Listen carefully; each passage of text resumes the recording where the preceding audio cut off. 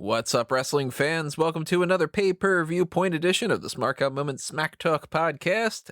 NXT TakeOver Vengeance Day just got done, and we are going to give you our breakdown here of all the results and our review of everything that happened here.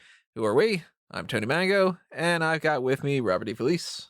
Yes, and as a Valentine's Day gift to Callum, I gave him the night off. So it's just the two of us, Tony. I think that we should start doing the song "Just the Two of Us." Just do an outro, an intro. I guess at this point we didn't do the whole show. That's kind of anyway. Yeah. Hopefully you guys had a good Valentine's Day, and hopefully you had a good Vengeance Day. I've got some pros and some cons when it comes to this. How are you feeling overall about this pay-per-view? So there was one glaring omission from the entire card, and then they became the major talking point coming out of the card. Outside of that, I think, was this one of the first pay-per-views did I do a clean sweep? As far as like predictions? I think I might have. You might have. I don't know. I don't remember if you went with Grizzled Young Veterans or not. I can't remember if I said Kushida or not. But if I split with Gargano, I think I did a clean sweep. I feel like when we were going into this, we weren't really super duper thrilled. Like, we all kind of agreed these matches had a lot of potential, but it didn't feel like it was a big deal. And I came out of this honestly underwhelmed. There's some positives. Again, I'm not going to, crap on things. I don't think anything was bad on this card, but I do feel like it was basically kind of an episode of NXT. I will say this, in terms of a match, from a match perspective, this is very run-of-the-mill, but run-of-the-mill for NXT is phenomenal. Let me say that. It's just that, like, I'm not going to be like, oh man, this move and this move and this was so great. It was more just like, I was chilling, I watched NXT, it was good, the end, I kind of feel like this is more on par with like Halloween Havoc and Great American Bash than TakeOver. I think we're going to feel more of that as they continue to run TV events that are touted like pay-per-views. Yeah. So, I mean, obviously we'll dive deeper into these opinions, but we want to know what you guys have to say as well. So as you're listening to us talk about what we've got to say, we want to know what you got to say. Drop a comment below. And if you are on whatever platform you're on, maybe it doesn't necessarily have one, but you could also do things on lots of different things elsewhere. So, send us a tweet at SmarkoutMoment, post something on the Facebook page, facebook.com/SmarkoutMoment, go to SmarkoutMoment.com, go to the article or whatever section you want to click on and leave a comment there. Or you could do the thing that I would recommend you to do is to go to the YouTube channel. And when you're on this video, because you should probably be listening to this on YouTube, maybe you're listening to us on iTunes or Spotify or Amazon Music or something, which is, anytime that you're listening to us is great. But if you are on YouTube, drop a comment below, hit the like button on the video to help us out a little bit, hit the share button if you got anybody who you think might also want to listen to this. Hit the subscribe button if you haven't done that already, and ring that little notification bell. Check out the applause button if you want to if you want to chip a little bit in our way on the monetary side of things. And the same thing goes for the join button, which is the equivalent on the YouTube side of the Patreon. And if you go to patreon.com/smarkoutmoment, you will see all the different tiers we have there, including the $10 and up dark casts that are Patreon exclusives. There's the Pick Your Poison tier. We get to request something that's a special feature. The next one we're going to be doing that is going to be the Starcast 1997 watch along. So stay tuned for that. We're going to do that. Starcade, yeah, not Starcast. We're not going to watch Starcast. That was like hours and hours and hours. But the Starcade 1997 one, we're going to have that up sometime this week, most likely. And, it's just kind of the way we do things. So if you do want to help us out, help us grow a little bit, you got a little bit of spare change you want to toss our way, the Patreon is a great way to do that. Another way is the merchandise shops on TeePublic and Redbubble. You want more information about that? Go to the merchandise shops themselves, check out the designs, check out the merchandise options, and ask me, and I'll tell you. So I do want to say, speaking of designs, I came around to Vengeance Day. You did? And I like the look of the logo and the set. I I came around to it. That But little like it's not really like a Cupid's arrow. It's not really like a devil's tail, but it kind of is. Like that yeah, sort of thing. I uh I haven't noticed on the main roster. Have they switched back to aprons? Or has NXT now switched back to aprons now that the main roster is doing all LED?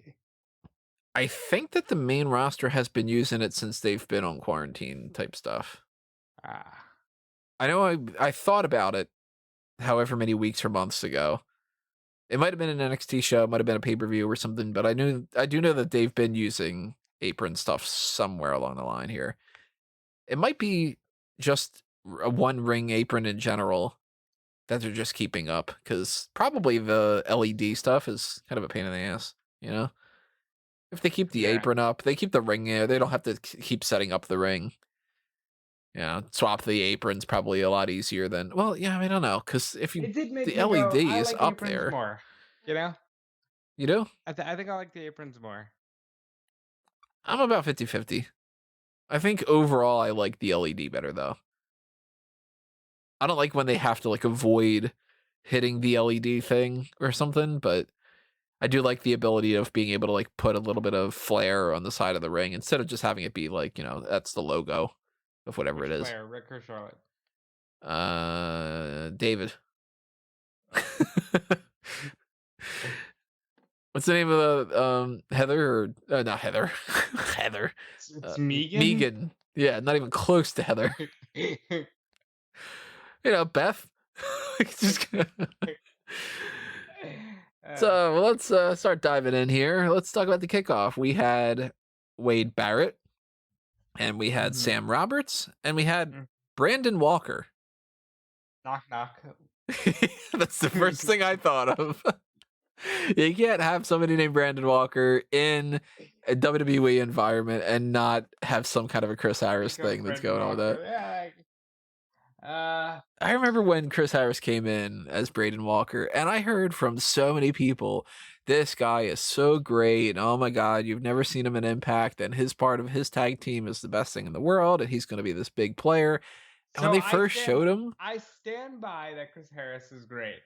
I just think that he came in and he wasn't fully altogether there and he blew a shot. he blew it all right, because when he came in, that was terrible. That's Knock in knock. the that group of people that I always associate together. It's Braden Walker, Ricky Ortiz, Eric Escobar, Bam Neely, Nearly. like this crop of talent that was just like less Oh so wow, that could be crop, more great. so crap. Well, God, what was that one guy's name? DJ Gabriel. I don't remember him like Uh, winning a match. You got I Lucky don't think he did. Cannon, Eli Cottonwood, like just a whole group of people. There's like, I don't know, maybe Jacob 30 Novak. people. I don't even remember that one. Jacob Novak?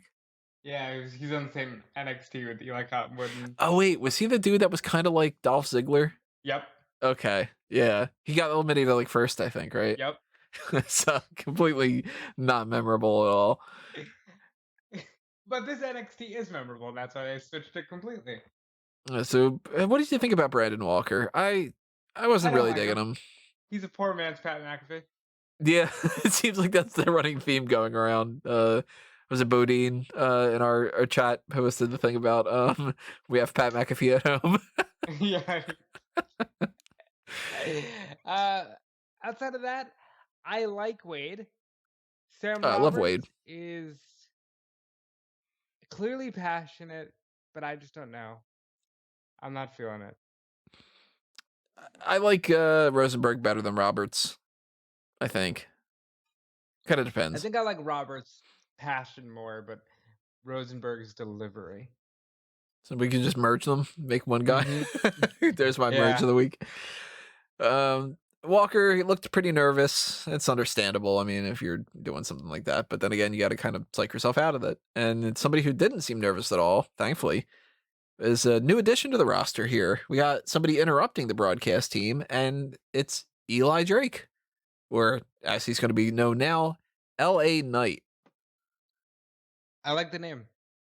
I'm pretty sure it was an XFL team, though. Was it? Let me see that. XFL teams. Let's see. We got the St. Louis Battlehawks. We've got the Seattle Dragons, Dallas Renegades, the Los Angeles Wildcats. Okay.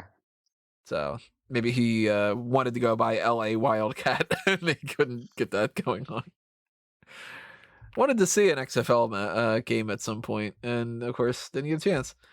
But I I haven't seen tons of Eli Drake, but what I have He's seen, I've liked. Look, he's good. He's great on the mic. He was in the That WWE system in 2013, 2014. Now he's back. He's 38, so he's definitely on the veteran side of things. He'll he'll be a player, but he'll be more of like an EC3 or a Cassius Ohno until I see otherwise. yeah, like I said, I haven't seen enough of him to really be like, oh, this is like my favorite move that he does or anything like that. But what I have seen primarily is his mic work, and that's something that's going to make him stand out. He is a veteran at this point. He'll be able to help out some of the younger guys, and he should know enough that they shouldn't have to like worry about, putting him through the system a whole lot and all that other kind of stuff. So he seems like a heel, of course, and I'm kind of curious why they're bringing in a heel in this environment necessarily when they've got like a lot of heels going on. We'll talk about that again later on, but I don't know where he's going to fit on the roster, but I'm glad he's on there. And the LA Knight name, I don't love it. I don't hate I it. think it's fine. I didn't like. I didn't think Eli Drake was all that good of a name. It's just a name, you know. At What's in least the LA name? Knight is kind of like a little flashy, so that's good. Yeah, And it's Knight with a K for anybody that's wondering, not Knight like just Night. like LA Knights. Like he's like a GTA DLC or something. My first thought when seeing it typed out was just reminding me of La Parka, and I was like, Like LA Park. somebody somewhere along the line is gonna think that he's La Knight, you know. Somebody already did that though. They're like Hijo del LA Knight, Los LA Knights. So I like it. I like that he's in the mix, and they didn't do anything about this person on the show, but it seems like it's a story to talk about here. Taya Valkyrie coming into NXT. Ty Valkyrie got signed by WWE. They didn't necessarily say she was coming into NXT. PW Insider reported that they signed her. Finally, she should go right to the main roster. I haven't seen, I think, a single match that she's had, She should go right up. and She's she longest might. defending Impact Knockouts champion. She's Triple H champion in the past. She's phenomenal in the ring. I want her on the main roster. She's a Triple H champion. Triple A, Triple A. I'm like, wait, what the hell does that mean? Like, I know Triple H probably likes her, but still. Obviously, she's with Morrison, so maybe she goes to Raw. I don't know. Maybe. They also signed Harlem Bravado. You won't know who that is, so we'll just move on. That sounds familiar, actually. Was he on the Evolve show? He might have been. I don't remember hearing that name.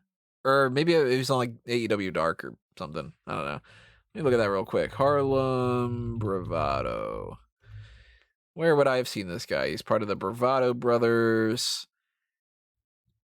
Man, what would I have seen him on?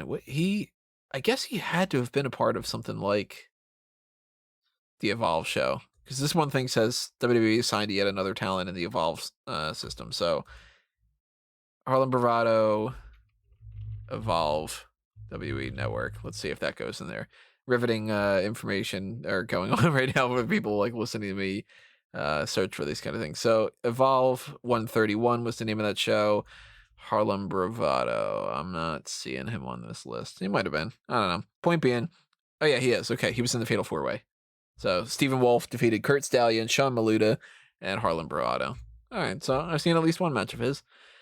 I still haven't figured out what we're going to do as far as that Progress show. I'm leaning more and more towards that I'm going to do some kind of coverage of it on Smark Out Moment and I'm probably gonna Wrestling watch News. it. Like, I'm kind of interested, especially after learning about that Thunder Bastard.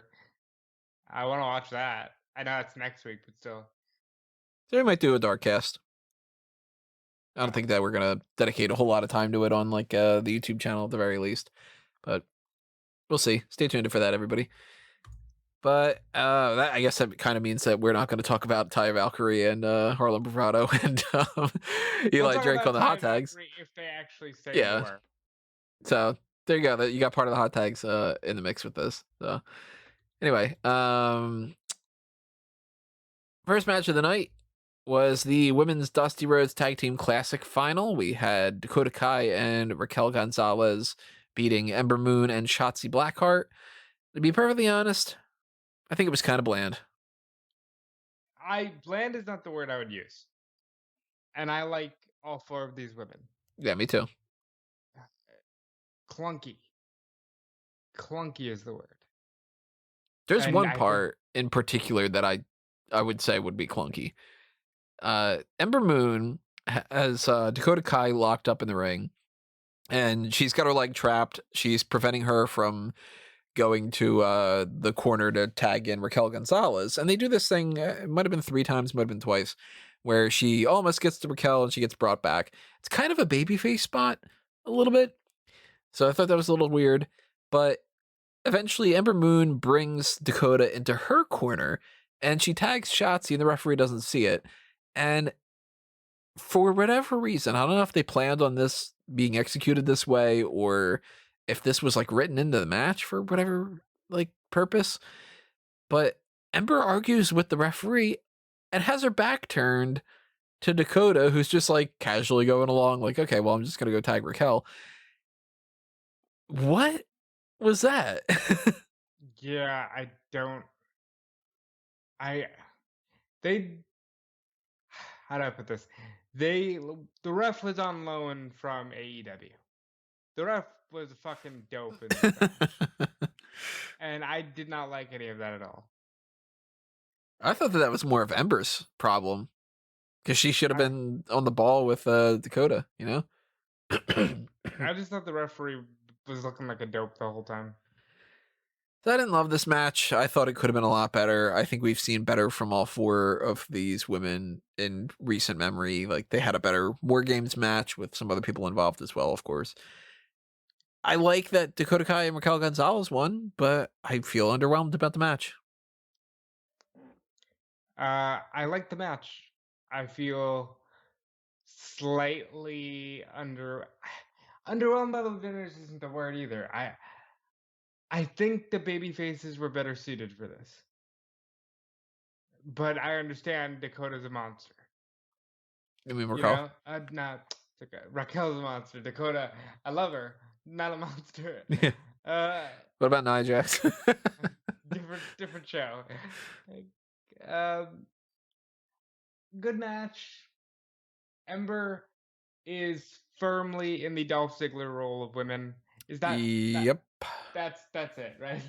Yeah, she at this point, I'm sorry, she has I don't want to like there's so many ways you could word it and all of it sounds worse than I want to say it, but it's That's why I like said Dolph Ziggler because I think like everybody knows I love Dolph, but you know what I mean when I say she's the Dolph Ziggler. yeah, like Ziggler got to the mountaintop and outside of the people that watched around that time frame, it's not something that anybody would really bring up. Outside of the fact that Dolph Ziggler brings it up all the time. Fantastic in-ring performer, one of the best that they've had maybe ever. Like he doesn't have really bad matches ever. And he just has lingered on with this weird malaise for how many years at this point? 10? Almost seems. Gone on a lot longer than it should have at the very least. And Ember, it seemed like she had the world ahead of her in NXT. Maybe things would have been differently if she would have beaten Asuka. Maybe that's the thing that really kind of screwed it up. Maybe it's all goes back to Brock Lesnar shouldn't have beaten The Undertaker. You know, I mean, like we keep tracking that timeline thing. But whatever it was, something went wrong with Ember, and she has not bounced back from losing to Asuka. Even as NXT Women's Champion, she dropped it in her first match. Or no, she dropped it in her second match. She barely retained it in her first match. And going back to NXT, you would have thought that she would have had like some renewed vigor because even though Finn Balor hasn't been doing his best work ever or anything, he seems like he's gotten on track, and Ember really hasn't.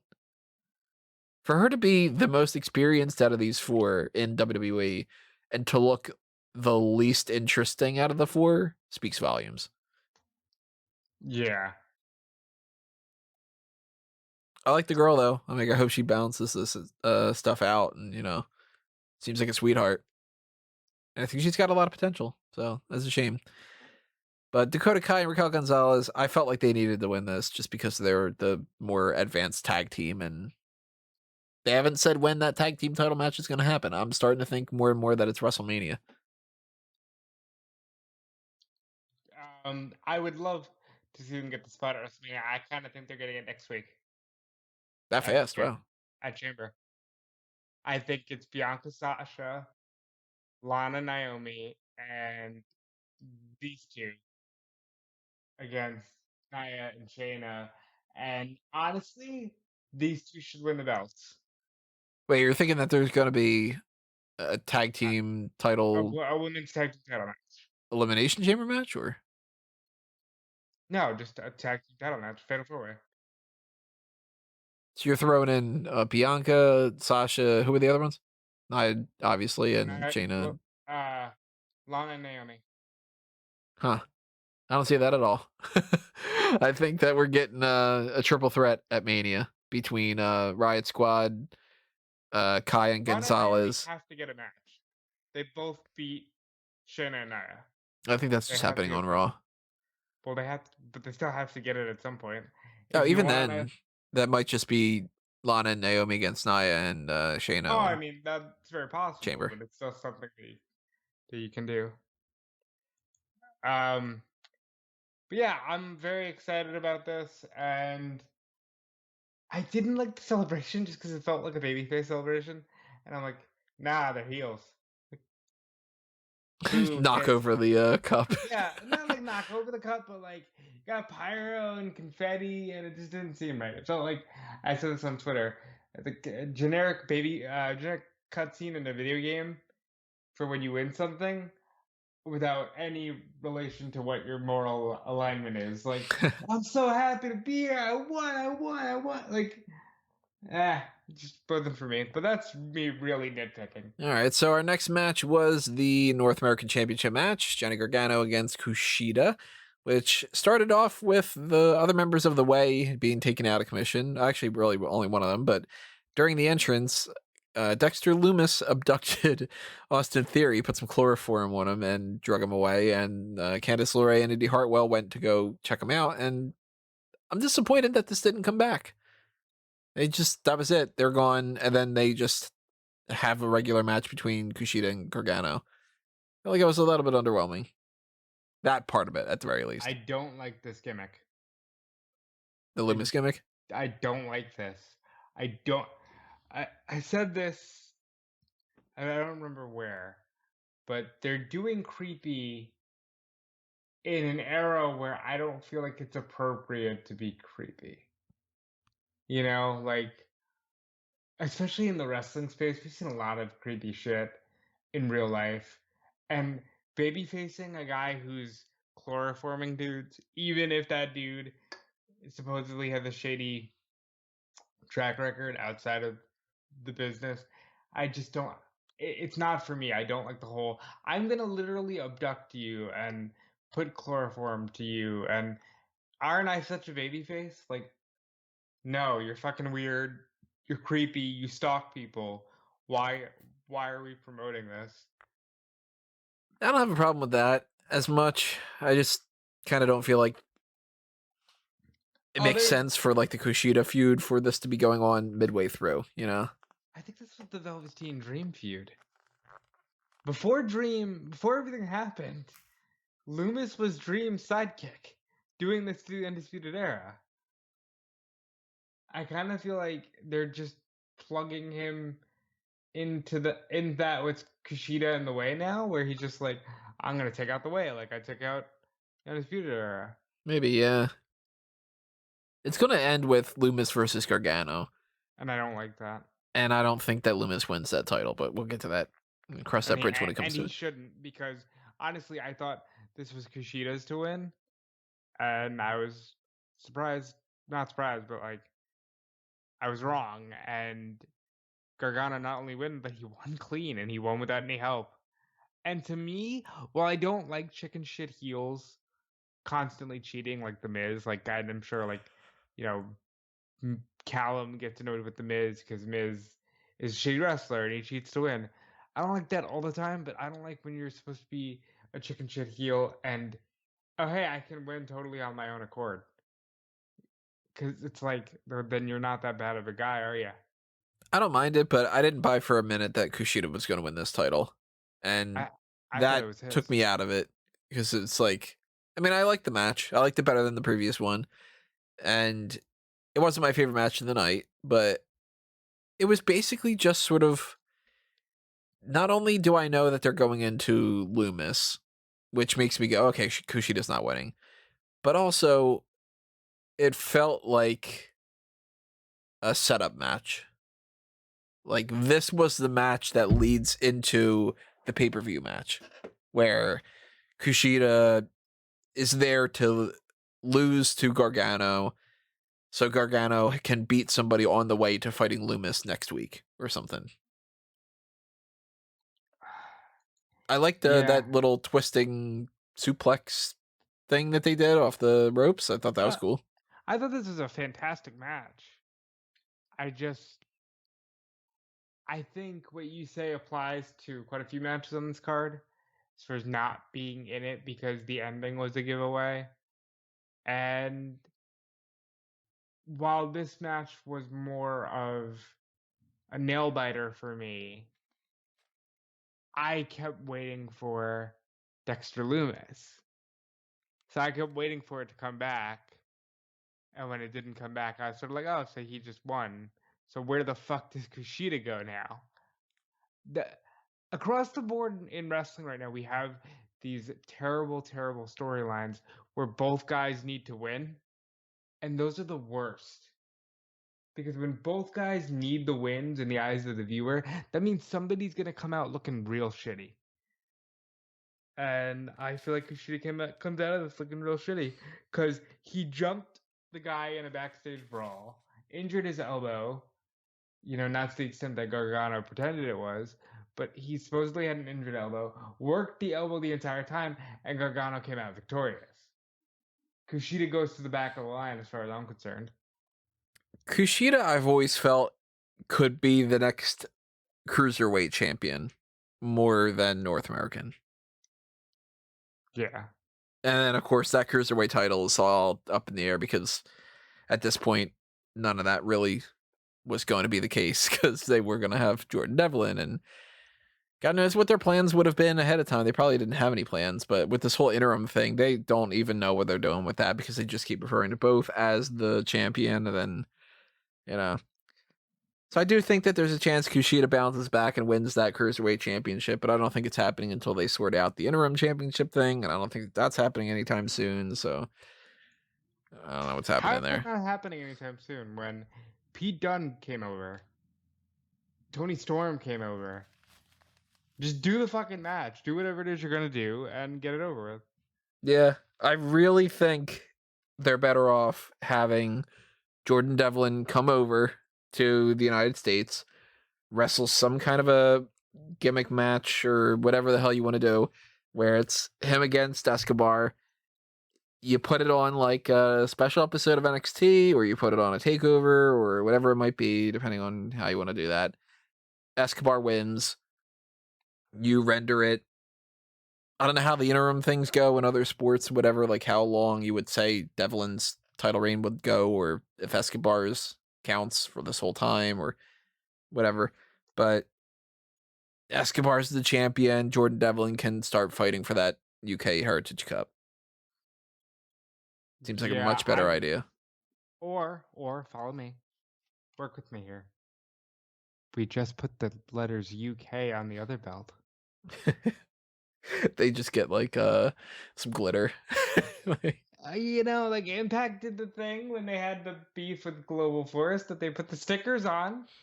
Red Impact, huh? I don't Stickers. think we need to figure out what Impact did with that. My problem with Stickers. that, though, is that means that the lineage of the Cruiserweight Championship becomes the NXT UK Cruiserweight Championship. Yeah. Because he's the real champion, so to speak. So, Or you could just say fuck that and call him the first NXT UK Cruiserweight Champion. Huh? yeah, they could They fuck can do a around with lot of that. things. It's their own company. Let's not pretend like they give a shit about lineage. They Like, could just say he's rebranding this the NXT UK Cruiserweight Championship going forward as a separate belt, and the Cruiserweight title lineage is sticking with Escobar. They could just do that. And if anybody complains, it would be somebody like me, and they'd be like, "Shut up, who cares?" you know. But I'm assuming we get Loomis versus Gargano over the course of the next month on NXT TV. It does feel like, again, we mentioned this before, it feels like this was a stopgap. And I do think that we're heading in a direction of setting up an entire whole takeover. But I don't think we're getting a takeover at WrestleMania. And I don't think that we're getting all these matches at WrestleMania. So here's what I'm kind of thinking. Dakota Kai, Raquel Gonzalez in a women's tag title match at WrestleMania. North American title match, the NXT episode before WrestleMania. Men's Dusty yeah. Rhodes Tag Team Classic, tag team title match before WrestleMania on NXT. Women's title match that I think that we're getting, maybe the NXT before WrestleMania. I don't think it's happening at Mania. And then the other two matches we'll talk about in a bit. But next thing up was the men's Dusty Rhodes Tag Team Classic final. Got to tell you, who won that, which is MSK against Grizzled Young Veterans, and MSK came out victorious. I called it. Same here. I thought that there was not much of a chance that Grizzled Young Veterans would have won because the babyface thing, like I thought Kai and Gonzalez made more sense, even though Shotzi and Ember are the babyfaces to be able to fight Jackson Baszler. But I thought they can't do two heel teams. And I didn't have a whole lot of faith that Ember and Shotzi would win and that Grizzled Young Veterans would win because I was like, well, veterans are heels and Lorcan and Birch are heels. So I worked backwards with that. I was like, all right, MSK definitely is winning, and then I can make more of a case for Kai and Gonzalez. I'm glad that MSK won. I liked the match. I really liked that Doomsday device tope spot thing that they did. That was a highlight of the whole thing for me. Yeah. Such a fucking good tag team match. I'm sold on MSK. I was a little about them. And I wasn't sure. I knew they were good, but man, they're so good. In a whole era where everybody's a flippy indie guy, and they all are just like, oh, I do these drop kicks, and I do these enziguris, and I do these super kicks, and I do this tope, this tope, suicide. It's it's a hairy spot out there. God, I hate me too. Don't worry. It is fun to watch people that can do some innovative offense and to just like keep the energy up. Yeah. I thought this was so good. And they had like a what's revival, and I don't want to say Young Buck vibe, but I'm just gonna use Young Bucks because they're the flippy team. But like it was kind of that vibe of like we do kicks and flips and dives, yeah, we wrestle, and it was so much fun. It's probably my favorite match of the night. Meanwhile, James Drake does a 450. Yeah, but Dash Wilder did a springboard 450 because they want to try to outdo the other guys. I love that. Like, this was good. Thumbs up from my end for sure. All the other matches for the rest of the night, thumbs up for me. Like I said, there's not a bad match on this card. I did think that the women's tag title match was the worst though. So it like kind of went up throughout the night. Although I'd probably put the tag title match or tag men's tag finals as my favorite. Yeah, this was so good. Um, Pretty good. I just was gonna gush over MSK a little bit. I think that they're great. I wish WWE had a better tag division so they could shine on a grander stage, and they deserve all the flowers they're already getting. Pretty close to that for me, as far as the favorite match of the night, was the NXT Women's Championship match because Io Shirai and Toni Storm and Mercedes Martinez. I'm a fan of all three. I think that they all worked a specific element of this match, and I really like that a lot. Like, uh, Mercedes was kind of like the power game. She was the one that was like picking up Io and slamming her into the barricade. Toni Storm gave me more of a technical wrestler vibe. Like she was more trying to do things in the ring and trying to, like how she's going to suplex somebody or whatever. And Io, of course, genius of the sky. Like she's flying around. Uh, I really like that. One of my favorite moments of this match and of the whole night is when Io Shirai did that moonsault that Mercedes, I think it was Mercedes, had stepped away from. So Io does a moonsault knowing that Mercedes isn't going to catch her and that she's going to land in a way that she would have been a little bit off. She would have smacked her head on that barricade and it would have been a terrible injury. And she makes it look like it's just like, I'm just going to land like this. Like, damn, that's talent. Flawlessly executed something that could have been an absolute train wreck of an injury. Yeah, and I think Io Shirai deserves every bit of praise that she gets from Triple H every time he calls her the best in the world. And I thought that this match was a little too short for me. Yeah, it did kind of go a little bit short. I have news on that actually. Triple H was asked about this match being so short on the media call, and he said they had all the time in the world. They had a 20-minute window. They used what they used. And that's interesting to me because we've always been taught that these matches are meticulously planned. But I like the idea of, hey, we'll give you 20 if you only want to use 11. Sure. That's how much it was, only 11? I don't know if it was only 11. I think it was a little more than that. Let's see here. Does anybody do the match time on this on Wikipedia? It was 12:13. I was close. So Damn, that I'm was the shortest match of the night. The next by a shortest mile. was Dusty Rhodes Tag Team Classic Finals for the women. Then the MSK match and Gargano Kushida was 24 and Balor and Dunne was 25. Yeah, that's I didn't think that was that short, but it felt a little short to me. And I don't think that necessarily adding another 5 minutes onto it would have made it better, but I liked it. I dig that they did the thing that I was talking about. I don't like, of course, Martinez losing a match because I like Martinez, but she was the one that seemed like she was most likely going to take the pin. And it's a predictable outcome, but I'm cool with it because I like all three. And if this leads to a Storm versus Shirai match down the line, which I do think is going to be happening, I think that Toni Storm is winning that title, and I think she's winning it on the NXT episode prior to WrestleMania. I don't think she's winning the title. I still think it's Raquel actually more of a reason that I thought, hey, why aren't we going with Raquel?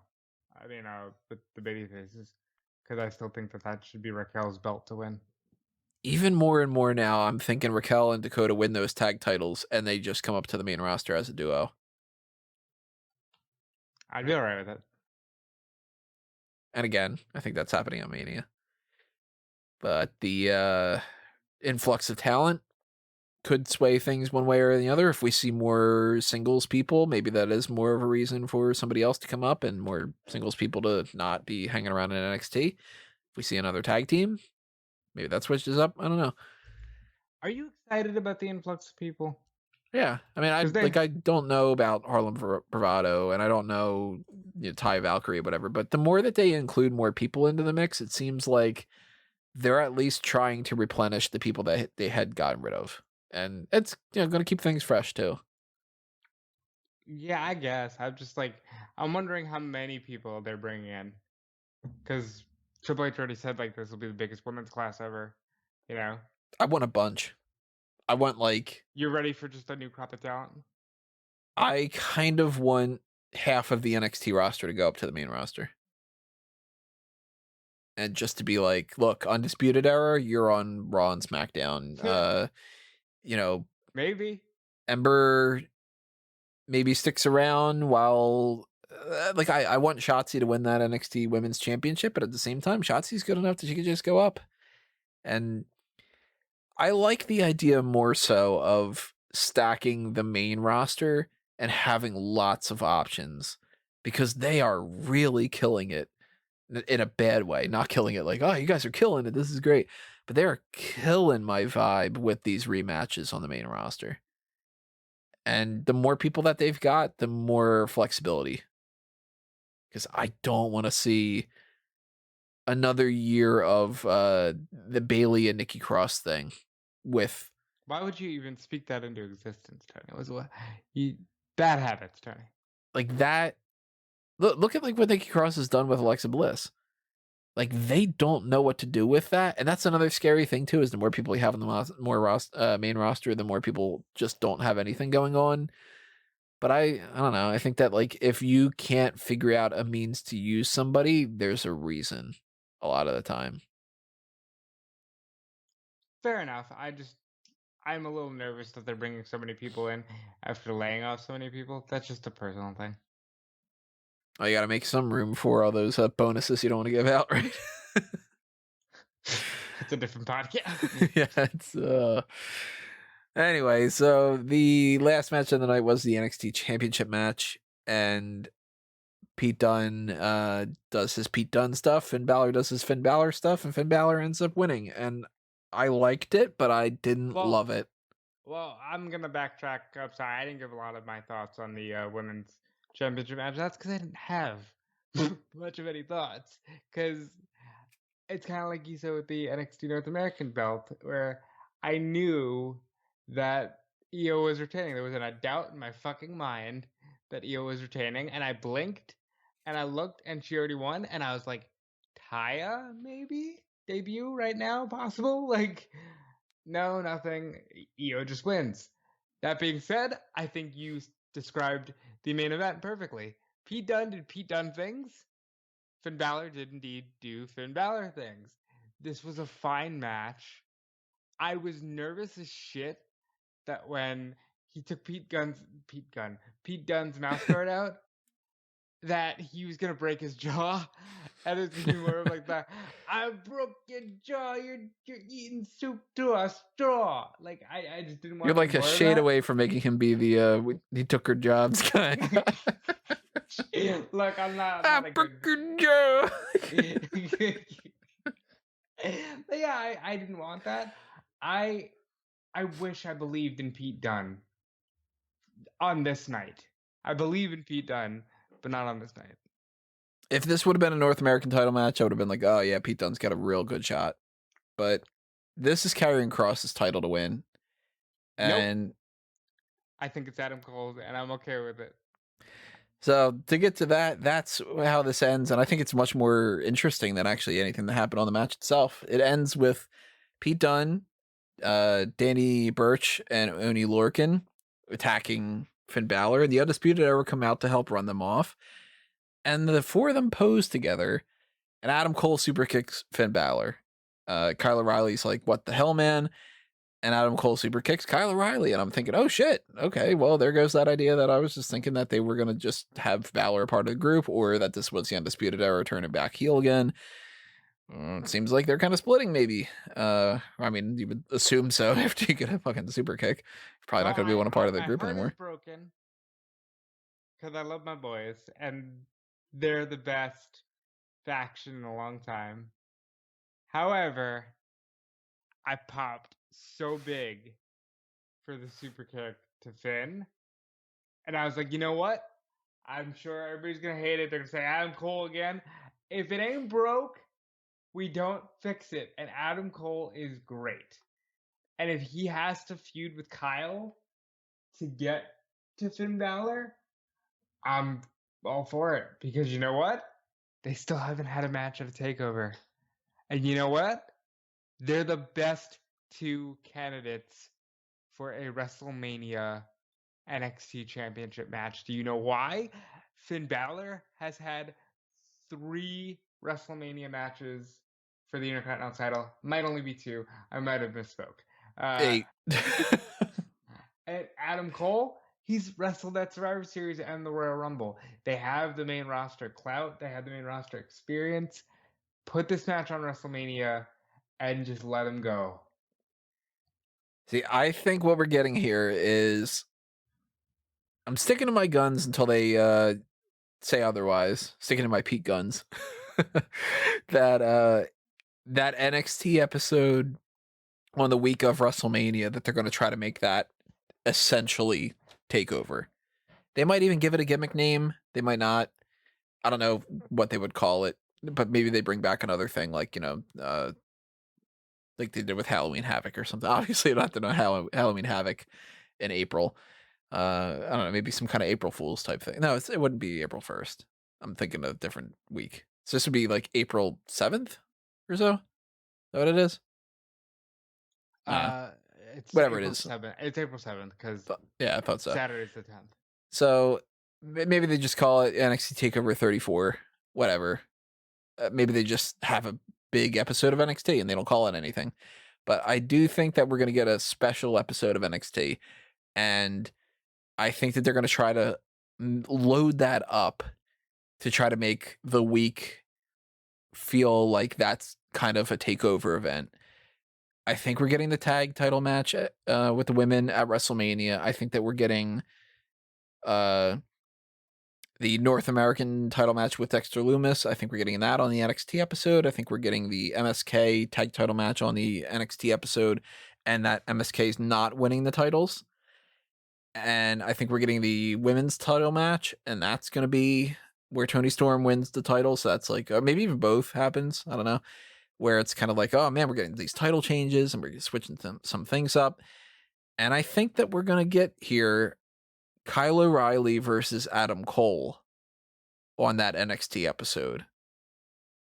And then we're getting Karrion Kross beating Finn Balor at WrestleMania. Why? I'm not sold on Cross. And again, I think Adam Cole's a better Mania match. I don't think it's a matter of whether or not you think would be the better match. I think it's what WWE wants to do. They are very much setting Kross up to be a big player. Listen, in fairness to Cross, it's not lost on me that he should still be champion. Like, that was his belt to lose, and I understand. However, I just think, let's pivot. This is better. I think if you do Cole and Balor, people are potentially going to feel like you stepped backward. Who gives a shit? WrestleMania is a whole step backwards. We're gonna do Randy Orton and Bray Wyatt again. Like, don't get me started on that crap. well, no, but like, since you said it, I want to know, like, what's wrong with taking a step backwards to take a step forward? Everybody keeps going, Charlotte's gonna win the belt from Lacey Evans at WrestleMania. No, she's not. There's a show called Fastlane. And then Rhea Ripley is still going to fight Charlotte Flair at WrestleMania for the Raw Women's Championship. They're going to run back, to an extent, WrestleMania 36. They've moved on from certain elements, unless somehow Randy Orton walks out of the chamber with the title. We'll talk about that over the course of the next week. That's an option. I hate it, but it's an option. But I think it's okay to run some things back, especially this match in front of people, because again, like, it hasn't happened. I mean, with Cole and Balor, you're going to get a good match. But I just feel like in their mind, cementing Kross is going to be a bigger deal. And I think that they think, and I don't disagree with him on this too, that if they go with Kyle O'Reilly and Adam Cole in a feud, that sells itself, kind of. Because I'm harping on this kind of, I don't remember what the exact quote was, but Triple H had said about the Kyle O'Reilly push, however many months ago, things aren't happening the way, it was something along the lines of this. It's not verbatim. something like things aren't happening the way that we had planned. We had to switch a couple things up, and we're going where we wouldn't have gone yet already with Kyle O'Reilly. And Yeah, probably because they pushed him right to the world title immediately. I feel like their game plan was to eventually have Kyle O'Reilly versus Adam Cole. I don't think that's going to be for the title, though. I don't think it's like Cole wins the title from Balor and then Kyle O'Reilly wins it from Cole. I think that Kyle O'Reilly beats Adam Cole and maybe Adam Cole comes up to the main roster. Man, I don't want to think of an NXT without the Undisputed Era. But it is time, I guess. How the fuck do you do a War Games match? Those are canceled now, right?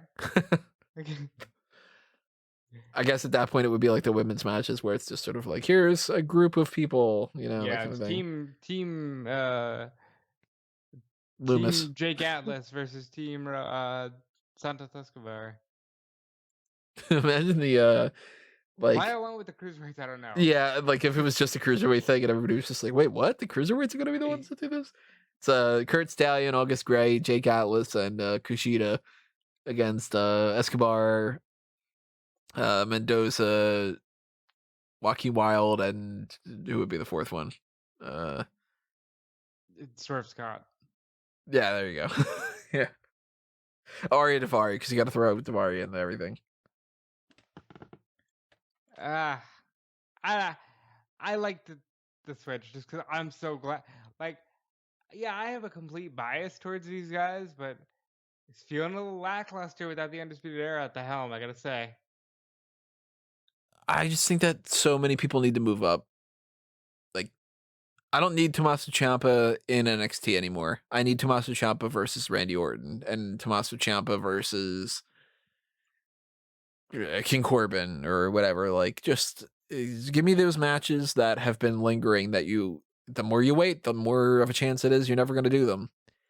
And I kind of just want people to move on a little bit. I agree. So we'll see, of course. Down the line, they're going to address this in some fashion, you know, NXT next week or whenever the hell else. I don't know. Better not be on like the bump or something. I'll be pissed because I'm not watching all that. But you know, obviously, whatever happens, whatever rolls along, we will be reporting that to you guys, and we will be covering that whatever fashion. Maybe it's on the hot tags. Maybe it is on the next pay-per-view point. Maybe it's not on Elimination Chamber. I don't know. Maybe they do announce something with the women's tag title or something. But that'll come up when it comes up. This was the Pay-Per-View-Point post show of the NXT TakeOver. Those are my thoughts on this event. Any other thoughts you got? Not the strongest takeover, but also a very solid event that always leaves me with a smile on my face. Good way to put it. So let's just wrap things up here with a couple little things for you guys to be aware of that are coming up next and some other kind of plugs. The Starcade, not Starcast, thing is going to come up some point this week, as I mentioned before. Later on this week, we will get into our predictions for Elimination Chamber. Then we're going to follow that up with the hot tags. And, you know, of course, if they change anything on Elimination Chamber on SmackDown, then we'll address things then. After that, we'll get into the Paul Heyman SmackDown podcast. You know what's coming up for this week after this? So it is the go-home show for No Way Out 2003, which means Hulk Hogan and The Rock will be live on SmackDown. Can you imagine if we said those words now and they could actually wrestle? Like, maybe there would just be like Hulk Hogan's phone, and he was just it's some pretty exciting shit. More build to the Undertaker Big Show match. I do believe we're done with crates this time around. More build to the 6-man tag main event. And yeah, just continue following along because I think we have like 3 episodes left, not counting the Patreon stuff. Yeah, and if you have not been checking out the Paul Heyman SmackDown podcast, catch up. You got a lot of episodes you got to listen to. There's 34 other episodes. Go back and listen to those. And then after that, we'll do our Elimination Chamber post show, just the same as we had done with this, the live coverage and everything else that's happening there.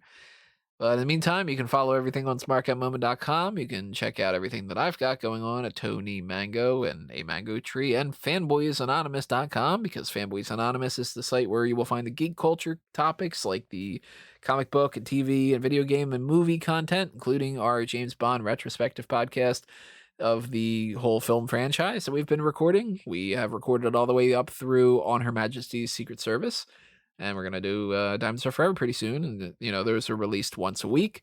So Goldfinger is the most recent one that has been posted.